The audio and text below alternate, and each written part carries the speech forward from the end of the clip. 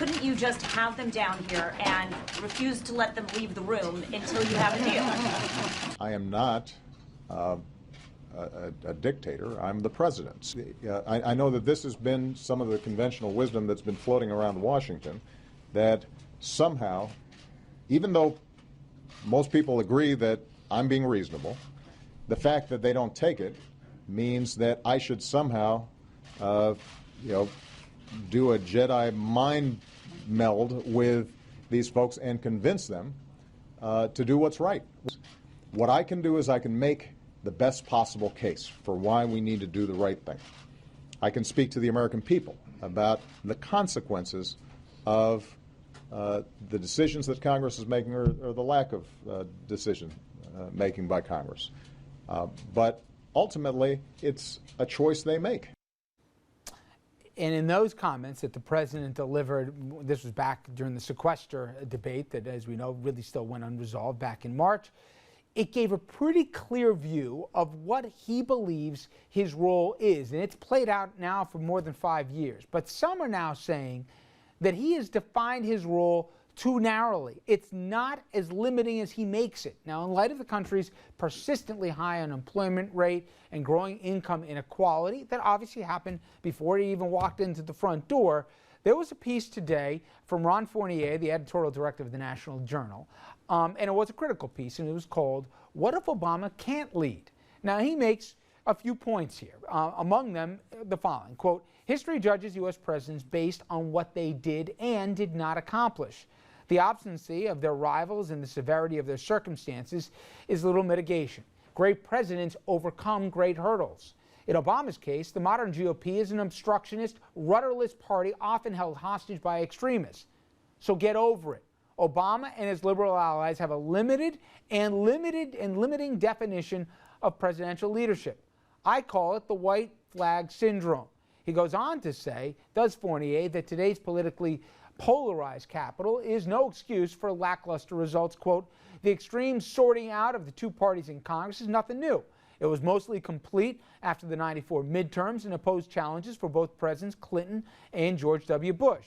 Despite polarization, Obama's two predecessors, he says, managed to find common ground with the obstinate opposing parties. Yes, politics is hard today, but no harder, say, than during the Civil War or the turbulent 1960s. Okay. I'll start with you, Andrew.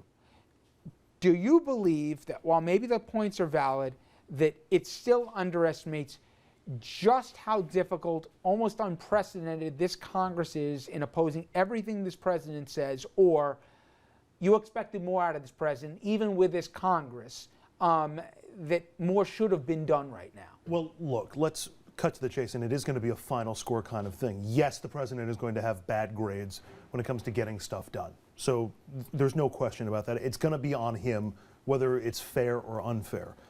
But the comparisons to other do-nothing Congresses or other obstructionary Congresses or divided Congresses that Fournier put in the article don't really hold, because you still had division on specific issues, but a general consensus to do the nation's business. And you haven't had that with this president. In an unprecedented fashion, Republicans have said, we're just not going to do the nation's business because anything that gets done is a victory for the president, and we're going to deny him every possible victory. That's the scope of just how we haven't seen that before. I think it's lost on some people who are just looking at the final score. You know, Dominic, I was thinking, if Jimmy Carter were the president now, the same circumstances, okay? I'm not saying you transport Iran to the hospital. I'm saying he's been here for the last 6 years. I'd be less frustrated, maybe because he doesn't have the talents of this president. In that people want this president, some people, most Americans, want this president to succeed, or they like this president. He's given them no reason not to from a personal level in terms of this. However, it seems that even with issues like gun control, and I know the opposition of the NRA, and I know the timid lawmakers in Washington and all the rest, even when you have 90% of an issue, with his abilities to communicate, he never once has wanted to get his hands dirty LBJ style and threaten people with punishments behind closed doors here or shame them in public. And I'm overstating how easy that is. I get you. But he hasn't done that part, and it seems like he's conceded that it's too hard too easily. Is that fair? of course it's not fair. How do you threaten someone when they don't see you as a real threat?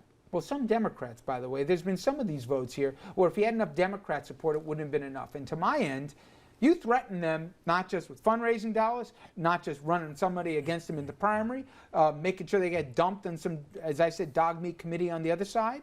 And there's some vulnerable Republicans that you can go after if you want to. And if he wanted to, he could have had every day, because you have a 24/7 media that'll do whatever he wants in terms of coverage at least. He could have gotten a Newtown parent there. He could have gotten a gun violence victim. I'm talking just on that one issue. On Obamacare, if he believed in it so much, he could have explained it even better than he did. And he could have articulated with real people and real issues.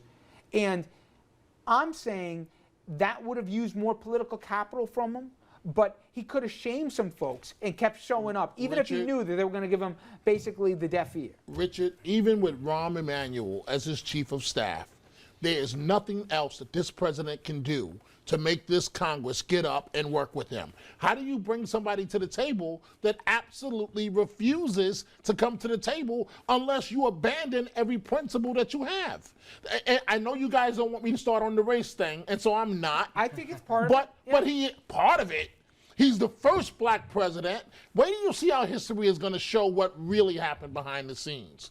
How do you explain all the obstruction that's behind this? How do you explain it? I think if Hillary's elected in 2016... You think Hillary would face the same situation? Yes. I don't. Absolutely. Of course not. I think she will, They only would work with if Hillary much more than they there's would Obama. payback for the inaction and obstructionism. If people think they'll lose office. But right now, he'll tell you, Republicans don't see a downside in certain these districts here, just being the biggest pain in the you-know-what that they can be. No downside. They're rewarded for it. And They're rewarded if for it. somebody other than Obama suggests it, they'll say yes. If he does it, they'll say no. And they know, they could even say it on camera. They can't get behind anything he does because maybe it's for reasons beyond just Democrat and the president. But I haven't seen it like this before, too. But I think there's just too much of a concession that it has to be this way. Richard, I just want to say this one thing. The problem in this case, Republicans are angry at the millions of Americans that have black and white and black, brown, that have rallied behind this president. And they don't have a way around that. They don't have a way of getting around that. I have to disagree. I think Republicans might be angry, but it's not because of a racial issue. I think it's more so about policy. I think it's policy that they feel doesn't represent the values that we uphold in the Republican Party, whether it's not because going against limited government and enlargement of government overreach.